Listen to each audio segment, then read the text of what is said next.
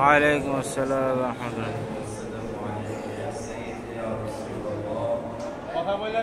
الصلاة والسلام عليك يا سيدي يا حبيب الله وعلى آلك وأصحابك يا نبي الله. الحمد لله والشكر لله والصلاة والسلام على رسول الله. আজকে করটিয়া দরবার শরীফে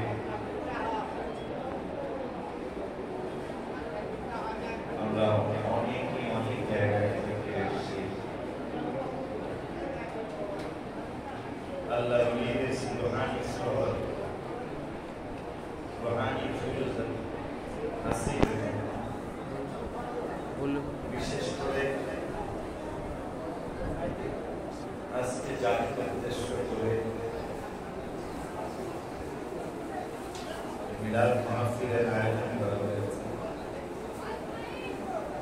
যার কথা আমাদের বলার আগে আপনারা জানেন। আমরা যার কথা বলার পূর্বে আপনারা তাকে চিনেন। দরবারকে আপনারা চিনেছিলেন, আজকে নতুন করে চিনানো কিছুই নেই।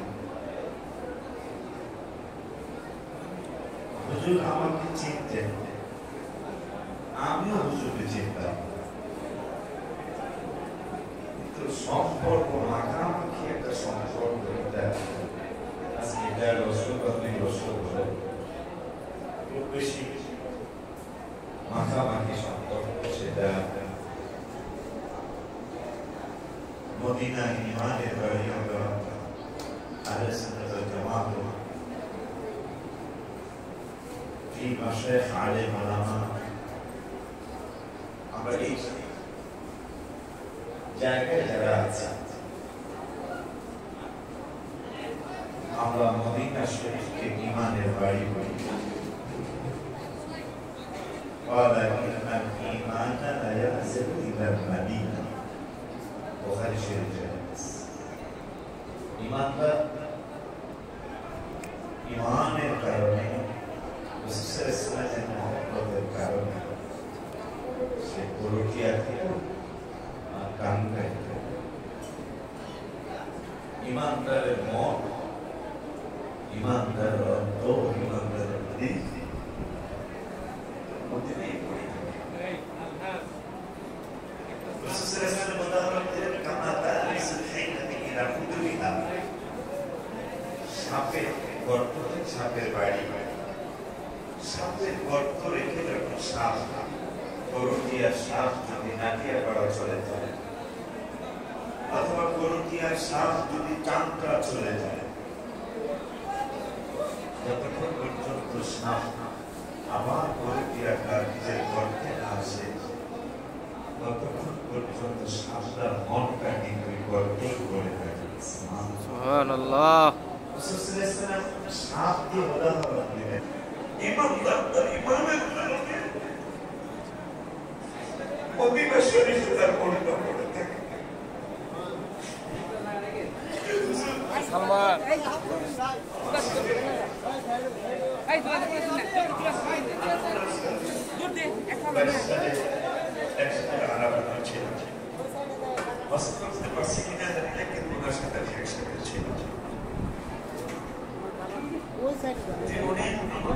মনে মনে ভালোবেসে ফেলেছিলেন, এটা আমি বুঝি নাই। তবে আমাকে বড় বিপদে ফেলে দিয়েছিলেন।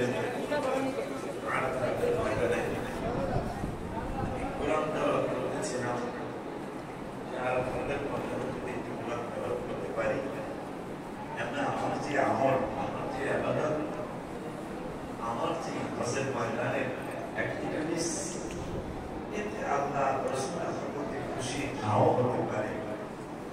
আমি যেভাবে রাসূলুল্লাহ সেভাবে করতে পারতেছি, যেভাবে হজের ময়দানে আরাফা পারতেছি না, একটু কোরআন তেলাওয়াত করি। আমাদের কোরআন তেলাওয়াত করার সময় ৫ জন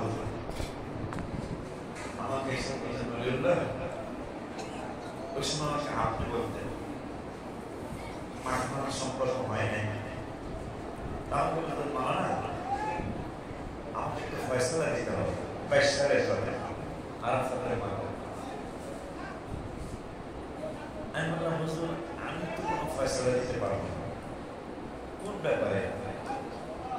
আমি ভেবেছিলাম হয়তো দুনিয়াবি কোনো জিনিসের ব্যাপারে আমাকে জানতে চাবো। আমাকে বললেন, দেখো আমি তো আজকে আরাফাত দিন, আমি আজকে রোজা রেখেছি। এখন এই রোজা রাখাটা ঠিক হলো কিনা, এটা কি আমি ঠিক করলাম কিনা, এই ব্যাপারে তুমি আমাকে ফয়সালা দাও। তুমি কেমনে ফয়সালা দাও? আমাকে বলতেছেন তুমি নবীজি ঠিক আছে।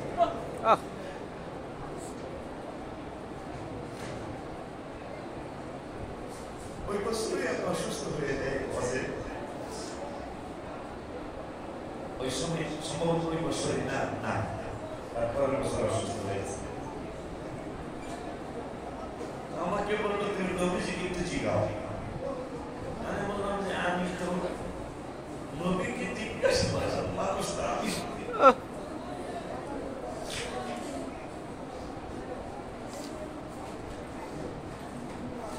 মরণে চেহারা মোবারক দেখায়ো আকা, মরণে চেহারা মোবারক দেখায়ো আকা, কাছে বসে কালিমাটা পড়ায়া দিও আকা, কাছে বসে কালিমাটা পড়ায়া দিও। মরণে চেহারা মোবারক দেখায়ো আকা, মরণে চেহারা মোবারক দেখায়ো আকা, কাছে বসে কালিমাটা পড়ায়া দিও আকা, কাছে বসে পড়ায়া দিও।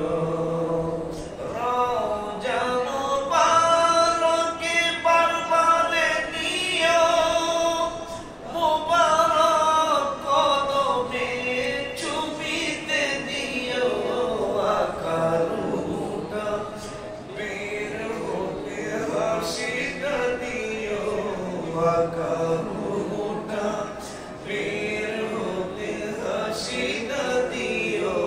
তোমার মোবারক হাত আমার কপালে দিও, তোমার মোবারক হাত আমার কপালে দিও।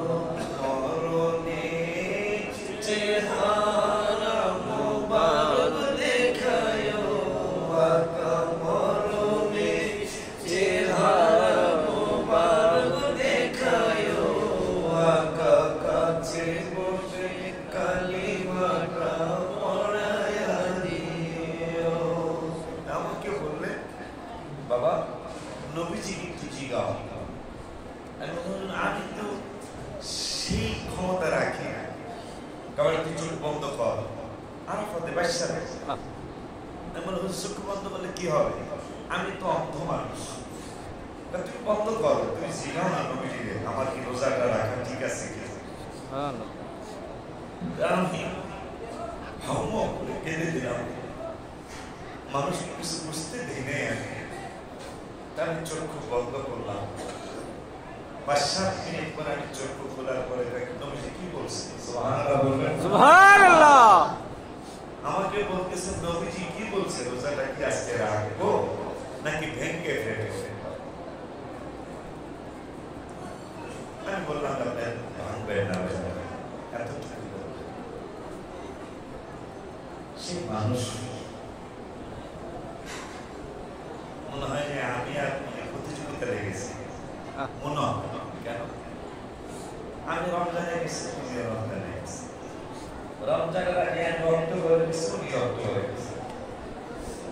আমি হজে যেতে পারলাম না ভয়ে, উনি চলে গেলেন, উনি মুরব্বী কিন্তু উনি চলে গেলেন। হজের থেকে আইসায় হসপিটালে ভর্তি হবে, মানে আর গুনার দিকে যাওয়ার কোনো সুযোগ। আর আপনার তাফসীরে মারিফুল কোরআনে দেখলাম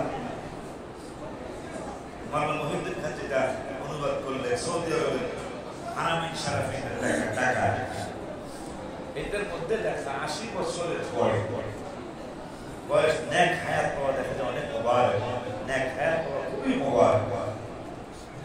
60 বছর থেকে 50 বছর থেকে 50 বছরের পরে কি হবে, 60 বছরের পরে কি হবে, বয়স বেড়ে 80 বছরের দেখলাম যে 80 বছর বয়স যখন কারো পার হয়ে যায়, এই মানুষটা আল্লাহ মায়া করে তার চেহারার দিকে তাকায় আসে, অন্যায় করে ফেললেও এই তো অন্যায় হিসাবে দেখা হয় না। সুবহানাল্লাহ। উনি 1 বছরের মধ্যে 4-5 বার 6 বার চলে যায়। সুবহানাল্লাহ। যেমন উস্তাদ তেমন শাগির্দ মনজুর আহমদ রিফাই রাহমাতুল্লাহি আলাইহি। আল্লাহু আকবার। ইয়া রাসূলুল্লাহ। জিন্দাবাদ জিন্দাবাদ জিন্দাবাদ জিন্দাবাদ। আর সময় না, আল্লাহ রাসূল ইনশাআল্লাহ মাঝে মাঝে আসবে, ইনশাআল্লাহ আসতেই হবে, আসতেই হবে। কেন আসতে হবে? এই দুনিয়ার ভালোবাসা যত মায়া মমতা সকল আমার কিসের মতো মিষ্টি যে তোমার কথা। আল্লাহু আকবার। কথা লাগায়া প্রেমের নুরি দরবারেতে মারছো গান, লাগায়া প্রেমের নুরি দরবারেতে মারছো গান। তোমাদের জন্য চলে আমার প্রাণ দয়াল মুর্শিদ চান, তোমার জন্য চলে আমার প্রাণ। হয়তো মোরে ভালোবাসো নয় মোরে করো কোরবান, তোমার জন্য চলে আমার প্রাণ। আল্লাহ হুজুরকে আর বড় ভাই হুজুরকে বড় আদরের বাড়ি মদিনাতুল মুনাওয়ারা আমার সামনে ভাইজান আর বাজার বসে আছে একসাথে। আমি একটু পরে অনেকক্ষণ দোয়া করে অনেক বড় আলেম আল্লাহু আকবার। দোয়াটা বাজারে করতেছে, উনি আমিন আমিন আমিন। পরে উত্তর পাল্টা কামের মাদ্রাসা সম্মানিত প্রিন্সিপাল এবং যিনি ঢাকা গুলশান সেন্ট্রাল মসজিদের প্রথম খতিব, মারহাবা। যেখানে শুধু খালি জায়গা থাকে, মসজিদের মাঠ গুলশান 1 কাঠা জমির দাম 20 থেকে 30 কোটি টাকা। সেখানে খালি মসজিদের মাঠই আছে 5-7 বিঘা মাঠ, এর 1 কাঠা জমির দাম 20-30 কোটি টাকা। মসজিদ আছে অন্তত 5-4-5 বিঘা মসজিদটা। ওই মসজিদের প্রথম খতিব হুজুর কেবলা বর্তমান হুজুর শামসুল্লাহ শরীফ ইসলাম হুজুর কেবলা আব্বা মারহাবা। কেবলার সাথে আমি একটা মাহফিল করার সৌভাগ্য অর্জন করেছিলাম। আব্বা বেলা বলতে না চরবেলা ওকে ওনার হুজুরের কিছু বক্তব্য আছে ওখানে, মাওলানা আজিজ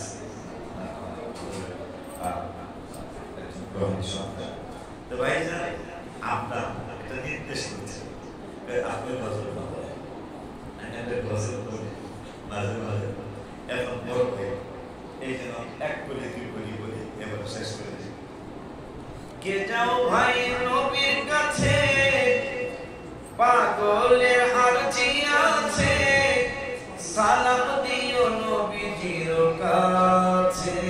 নবী গো এই গরিবের কি বা করার আছে, বাবা গো এই গরিবের কি বা করার। সবাই কে যাও ভাই নবীর কাছে, পাগলের আরজি আছে, কে যাও ভাই নবীর কাছে, পাগলের আরজি আছে, সালাম দিও নবীজির কাছে। নবী গো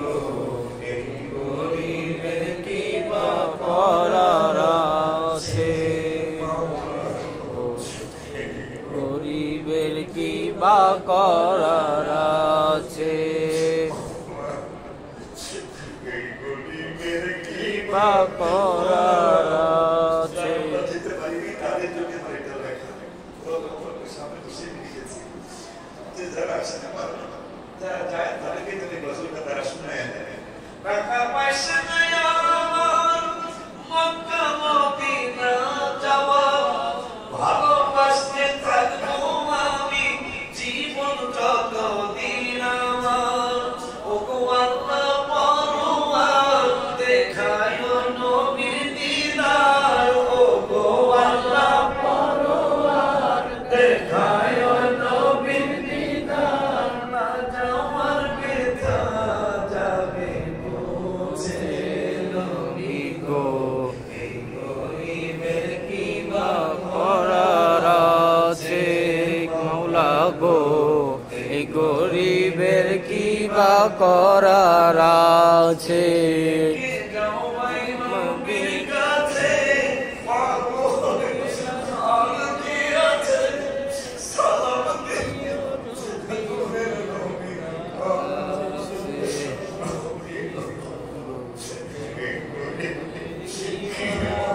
করার আছে গো, এই গরিবের কি বা করার আছে। আল্লাহু আকবার। আল্লাহ তাহার সহায় হয় জীবনে যে কোনো সময় একবার যাওয়া হয়ে যায় তাহার যদি কাঁদতে থাকো দুরূদ মিলাদ পড়তে থাকো তাহার যদি কাঁদতে থাকো দুরূদ মিলাদ পড়তে থাকো দেখবা একদিন যাওয়া হয়ে গেছে। গরিবের কি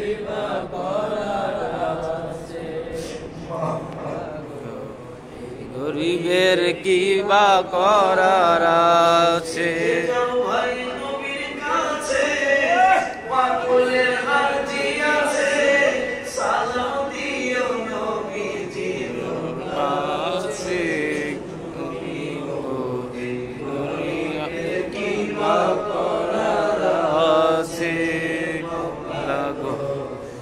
গরিবের কি বা করার আছে। আল্লাহু আকবার। সামনে যায় যাতে পুলিশরা ডিস্টার্ব করতে না পারে একটা সেফটি দিয়ে আসবে সাসায় আজানে বাজারে চলে গেল সাসায় আজানে মদিনা শরীফের দরজা কি জায়গাটায় ক্যামেরা নাই সুবহানাল্লাহ। ক্যামেরা থাকলে তো পুলিশে দেখবে ওখানে ওখানে আসে রাসূল এসকের কাছে করতেছে আল্লাহু আকবার। কিন্তু আল্লাহ পছন্দ সুবহানাল্লাহ। আমি আর সাসা ক্যামেরা কোন জায়গায় নাই ওখানে দুই বাপ দুই সাসা লাগিয়ে যায় অনেক ঠিক পর্যন্ত আমার বিরাট ক্যাম্প শুরু করে কারণ মন তৃপ্তি দিতে এই জন্য গোপনে কেউ যাতে না দেখে নবীজি আর আল্লাহ রসুল দেখবে মারহাবা।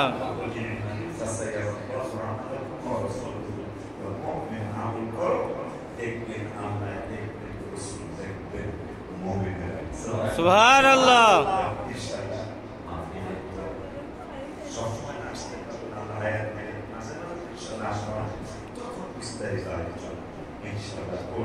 আমার 2 বছরে বাজারের সাথে কি হয়েছে এই আমার সাবেক করে শেষ বাইরে 27 বছর হ্যাঁ দাও 35 আমার 2 বছরের এক রেখে শেষ হয়ে ওনাদের যারা হয়েছে কারণ এত ভালো বিষয় ফেলেছিলেন আমাকে অল্প কয়েকদিনে উনি আমার এই 2 বছরে আমার প্রতিষ্ঠানে 40 বারের কম না 50 বার 2 বছরে যদি এক জায়গায় 40-50 বার তাহলে ভালো না বাসা আমাদের খারাপ যায় এই আপনাদের ভাইজানের কথা শুনে মৌলানা মুহাম্মদ ইসলামপুর বলি সে বলি বাইতুসালাম জামে মসজিদের প্রতি আমার বাবাজি বা যারা মুরব্বী তারা নাম জানেন কুমিল্লা লামসাম আব্দুল ওয়াহিদ জিহাদ রহমতুল্লাহি আলাইহি এক সময় সুন্নি আমার বড় আকর্ষণ ছিলেন ওনার সাহেব যারা বিশ্ববিদ্যালয় দাওয়াত দেওয়া লাগে আল্লাহু আকবার। এখানে দাওয়াত কিসের?